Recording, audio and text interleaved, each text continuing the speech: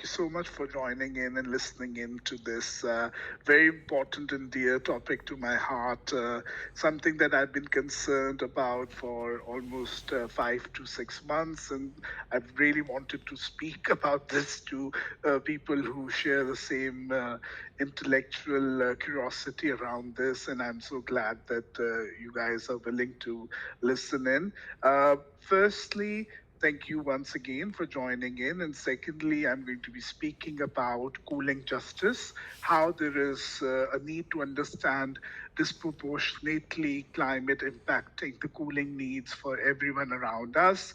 A perfect day to be talking about this, at least from where I am in Cambridge, where it's 36 degrees outside the window, and a very crucial moment for us to be having such conversations, because I'm sure all of you are facing similar heat related problems every day now.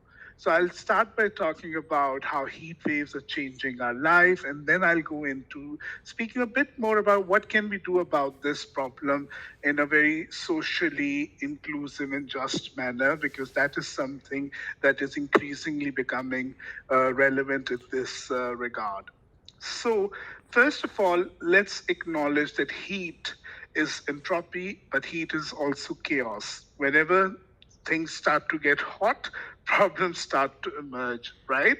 And that we've seen with climate change, but climate change was something happening beyond us firstly, but now that it's warming our bedrooms and our toilets and our living rooms, it's suddenly becoming much more relevant to everyone around us. And they're like, oh, it's getting really hot. What should we do about this, right? So recently I was reading this book. It's called The Ministry for the Future by Kim Stanley Robinson. And the book has been recommended by Bill Gates in one of his recent reading lists.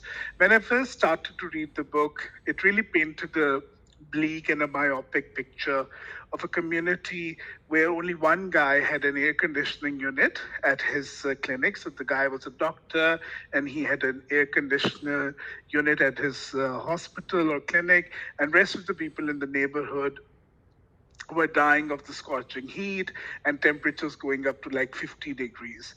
And they were fighting for the access to the AC unit as if it was a scene out of movies like Purge or a zombie thriller where there are no laws and everyone's going crazy.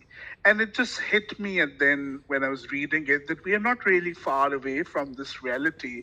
I've been in situations where we've gone to temperatures up to 46 or 48. So it's not that 50 degrees and all the reality that they're trying to show is very far away. That sort of pushed me to study or read more about this and really assess the situation. How, for instance, for me, who can afford an air conditioner, water access all the time, if I'm struggling with, what about pregnant women living in an informal settlement or a kachi abadi in some area? How is she coping with this? What about a child who's sick or has diarrhea or something and is struggling with basic needs? How is they going to fight this? What about an elderly person who cannot survive the high temperatures? Or what about a laborer in the street or a beggar who may not even have shoes on to fight the scorching temperature of the road or surface? So these are some of the questions which started to pop up, and that led me to reflect on this: how 1 in 7 people globally at the moment are at high risk of heat related illnesses or deaths due to lack of access to cooling. So cooling is the you can say is the need of the time when it comes to dealing with heat. But is access to cooling or cooling itself a luxury or a privilege? So we have to really reflect on how access to cooling may only be available as a privilege to few as opposed to others. So 1.2 billion people actually around the world do not have adequate access to cooling. This is not just threatening their survival or their life, but you need to realize that heat also impacts your food security, because often some of the fruits, some of the vegetables require you to store them in a cold chain. So you're going to be having impacts on your nutritious food availability. Similarly, vaccinations and medicines, they require often cold chains or ability to survive in higher temperatures. They require them to be kept in cool environments. So for you to have receival of a safe vaccine, that is also something at risk when it comes to not having adequate access to cooling. So the current trends actually show that uh, there is going to be a large push for people to do something about making them cool or dealing with the heat. That would often mean that there would be more air conditioners being bought and more fans being bought or more coolers being bought. That will have a push on the universal electricity demand, and it puts us at a higher risk further to exacerbate the climate change impact that is out there, which I'll talk to you about shortly. So, without action, by 2030, we do nothing about dealing with access to cooling or dealing with heat waves. You need to understand it's a socio-economic problem as in addition to a health problem. It's estimated that 80 million full time jobs will be lost due to heat stresses across the globe. These include people who work as laborers in high heat environments, for example, in Middle East or in areas where they have to be in the sun all the time, versus students who may be mentally pressured or may not feel comfortable to study in the night due to the heat stress, and so ultimately leading to economic losses of up to 2.3 trillion US dollars if left unchecked. A very interesting something I read by the UN Secretary General for Sustainable Energy for All, and they said that cooling at the moment is a make or break issue for the Sustainable Development Goals and the environment. That's a very heavy statement to give, but which actually means that with 1 in every 7 people across the globe at a risk of being because of the life-threatening temperatures or broken cold chains in food and vaccines and medicine, neither people nor the planet can afford inaction on sustainable cooling. In 2014, the World Health Organization predicted that almost 12,000 people would lose their lives due to heat waves. But only in 2019, 8 years after this prediction, almost 400,000 people lost their lives in a year. So WHO had to actually acknowledge that the scale of the challenge, they were not appreciating it in the first instance, and the scale of the problem is way bigger than anticipated. Then the problem starts to get further exacerbated when the climate change reality sets in. It is anticipated that the risk of heat extremes is even higher in cities. Cities often are urban islands, which have this heat urban island effect. So, for example, when 68% of global population is expected to live in urban areas by 2050, that would mean that if left unchecked, lethal heat waves will have a double impact on people living in urban cities, particularly the urban poor or those living in informal settlements.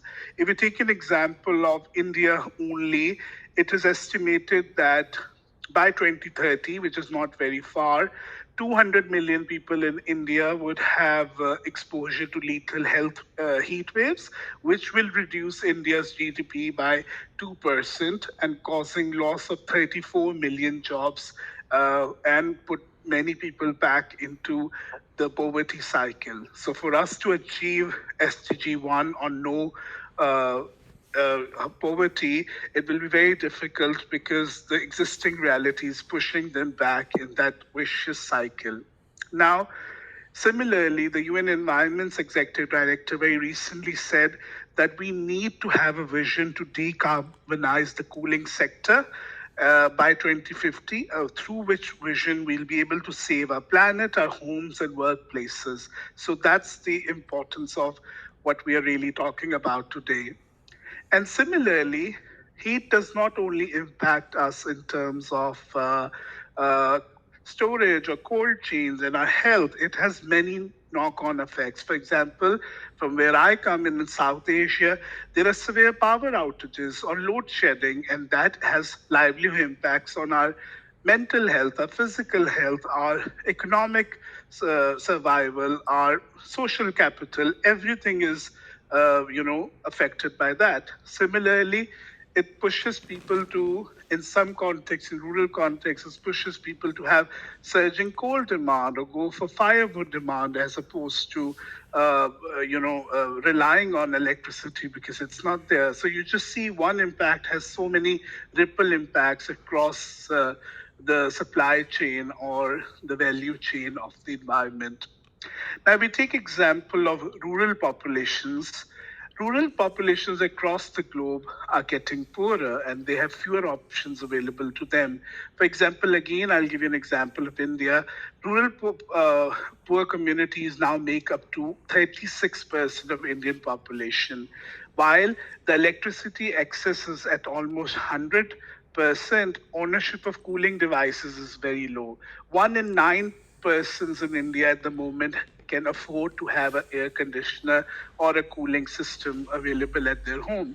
So you can imagine how this impact is going to be further exacerbated for them. So there is lack of access to reliable, affordable, sustainable cold chains and cooling equipments. So, which means that countries like China and India are losing up to 50% of their perishable goods or foods to heat waves or heat related problems.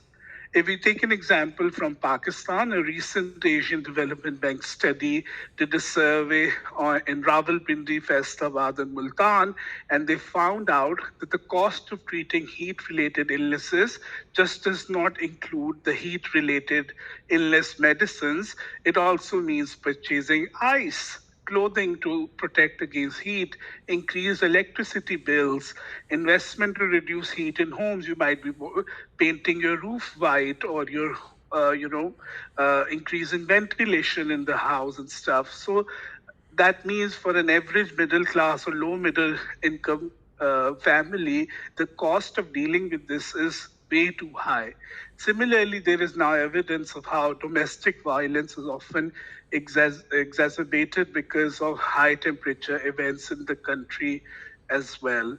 And so we've seen lower income and higher inequality often contribute to populations having more exposure and susceptibility to heat and lower adaptive capacities. So it's so important that we now recognize that countries in the global south or the developing countries may be at a much higher risk on dealing with heat waves. But it frustrates me to see how only recently, when in global south, most countries have, in global north, most countries have started to have more recurrent episodes of heat waves. They suddenly think it's an issue to be considered, but the issue has existed for a very long time, and frequency of it has increased further in global south or developing countries. So it's important that we recognize this disparity and work on the disproportionate impacts felt across the globe. But that does not mean that developed countries are beyond the impacts of this heat waves. Also, it is estimated that the U.S. economy itself will have a high cost of up to $100 billion per year because of the heat related damages or the need to mitigate or adapt better. So we are already seeing at least in the global north, there is now a push to, recognize heat waves as hazards. There is now a system to rank and name heat waves. Seville, which is a city in Spain, is the world's first city only last month to have launched world's first program to name and rank heat waves. So you're already seeing that there is definite acceptance of this being a big problem, but we may not understand how it impacts some of us more than others. So vulnerable populations, particularly those I mentioned earlier, like elderly people, homeless or unhoused people, people without air conditioning, people with underlying health conditions, people who have affordability problems or who are poor, or children, or people with underlying health problems for years are at a very high risk of being impacted, which also but does not mean that it's not an ethnic, social, and a racial problem as well. In the US, we have seen that black people are at high risk of being impacted because of heat as opposed to their fellow white citizens in cities like New York. Similarly, in Indonesia, there's a high degree of ethnic specialization to what kind of traditional clothes people wear, which makes them highly susceptible to being impacted by heat waves more than the others. So there are so many examples that we are seeing around. Similarly, if you look at the historical incidence of this, when air conditioning first came into existence in the 18th century, in terms of coolers and fans and all, it was still a very socially unequal thing. So for very long, it has only belonged to the rich or those who can afford. So hence, it is not a luxury. It's now that it's becoming more of a necessity. It poses another social dividend problem for everyone involved. So there is a need to have pro-poor policies and investments and solutions that could help solve this problem for everyone. UN Environment recently has stated that planting trees in a city would help 77 million people uh, deal with 1 degree temperature less on hot days, right? So planting trees would reduce 1 degree temperature on hot days in a certain area. So this cooling effect is one example of how we can help to improve neighborhoods and cities with dealing with heats. But other than that, I've told you about cooling and painting roofs with white paint, which would reflect most of the heat. And that's one way that this could be done. We could design homes that are friendlier, which will follow some heat protection standards. We could think of, and we've already seen this in the global north, there is cooling public centers that are being put together, heat responsive building design standards are being developed. So these are some of the things that have started to emerge. However, this is the solutions are not problem free as well, particularly when it comes to air conditioning. This is being titled as the air conditioning paradox. How do we cool people without heating up the planet? But the rule of energy is one energy source, if used, is going to dissipate or cause energy to go somewhere else, because energy, as you know, cannot be created or destroyed. It could only be transferred from one way or the other. And we know by the principle of air conditioning that if hot air is going out and cold air is coming out, the hot air that is going out is going to make the environment hotter further. So it's a dichotomy or a paradox that we are living in at the moment. And now I'm going to talk to you through how air conditioning is actually becoming such an important part of regular lives of everyone in global north and south, or the need of it is, and how we need to deal with it carefully, because it has this chance of becoming a big climate related problem in years to come. So I was recently, if you know about Google Trends, I went on and compared how many people were searching heat waves or heat as opposed to how many people were searching air conditioning. And interestingly, there is a very similar pattern. So in the months when heat or heat waves are being searched, it's naturally air conditioning is being searched more as well. So you can safely assume that people do think of air conditioning as the solution to dealing with uh, heat waves. But you may ask the question, why not fans or why not coolers? Interestingly, fans add to the problem beyond certain temperature. They do more harm than good to your body and yourself. So Environment Protection Agency and World Health Organization have concluded that a fan may not work properly or may cause more problem if you're in a temperature more than 35 degrees Celsius. Okay, so in severe heat, fans can actually add to the level of heat stress in an environment, or when ambient humidity is high, rather than solve it. So that's a very interesting perspective. Then putting a lot of fans may not help, which means that the need for proper cooling is rather needed. But then air conditioning, now that we agree it's an unfortunate necessity, it comes with its own high risks. For example, first question is, how many people actually have air conditioners around the world? And what does that mean in terms of electricity or universal electricity access? And then also in terms of impacts that will be there for the environment.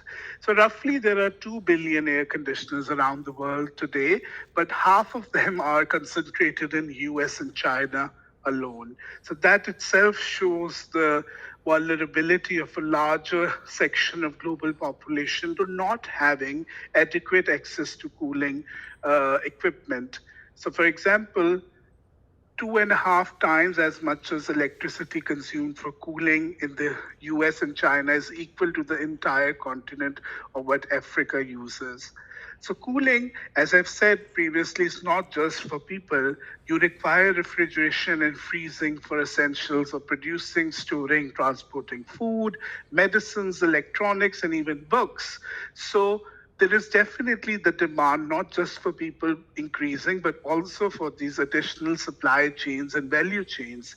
So, what do we do about this rising demand? Now, we know that. There is a law of nature that you can't cool a space without heating up another. So, for example, in cities, when you're sitting in your air conditioned room, uh, it may be cooling you down, but at night it can raise the ambient temperature of people around that building or area by 1 degree Celsius or 1.8 degree Fahrenheit. So, out of frying pan into the fire is what is happening when it comes to solving cooling problem for one and creating it for the others. So what is the problem beyond the local urban heating effect that air conditioners create? It's the use of refrigerants or the chemicals that help trap heat. For example, you may know about the ozone depletion story, how the world has been successful in solving it. But chemicals like hydrofluorocarbons, HFCs, can have up to 12,000 times more potent impact at trapping heat in the atmosphere than carbon dioxide or some other uh, uh, uh, coolants that have been previously used. So right now, HFCs or hydrofluorocarbons account for around 1% of global greenhouse gas emissions. But if left unchecked and if we do not do something about solving the air conditioning problem, it is expected that this emission rate will increase up to 7 to 19% by 2050. So we are in a pickle at the moment. We do not have the right ways to cool ourselves, which will eventually not impact the environment in the worst way and not cause the climate change further. So we really need to start to think how we can curb the climate impacts of the air conditioners. And the answer lies in making sure, firstly, improving the efficiency of the air conditioners so that the bad HFCs do not go out in the environment. Secondly, we have to make this as affordable as possible or create an access opportunity for all so that everyone can benefit from this, but also create better technology through which the efficiency, the adequacy and the need will be improved. So cooling will also require us to take a more collective approach. For example, some countries or some cities are deciding rather than installing ACs in an individual home, why don't we have a district cooling system, like a big cooler with inlets in people's homes, and that's how they may be able to access it. And in emergencies, people could access public cooling sectors, as we've already seen in a lot of European countries. Similarly, at the policy level, more coordinated efforts between governments and manufacturers could come up with mandatory energy performance standards and efficiency improvements. Similarly, those who have ratified the Montreal Protocol with the Kigali Amendment happened in 2016. There were a list of HFCs that were added to this listing. So ensuring that the standards are met, particularly in countries where environmental legislation is weaker or the implementation is weaker. So ensuring that this approach is as collective and as pushed by governments and manufacturers together as much as possible. So that was a bit of a rationale I wanted to set today on why and how heat is a chaotic dividend for us and how cooling justice remains and a big enigma in the community at the moment, not just from the lens of disproportionate impacts on certain vulnerable populations or group of people, but also from the angle of, okay, if we do try to solve by providing air conditioning to everyone around the world, it does not solve the problem. It rather adds to the problem further. I'll stop here now. If anyone wants to jump in, uh, you can ask yourself to be added as a speaker. Otherwise, we'll conclude today's discussion. Thank you.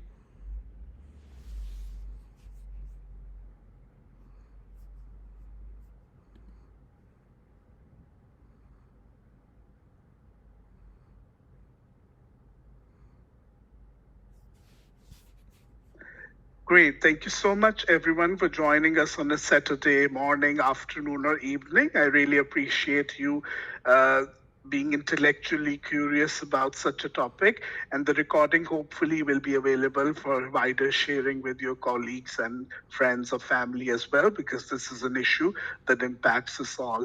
So thank you so much for listening in, and hopefully I'll speak to you next week or the week after on another issue of importance and concern to me.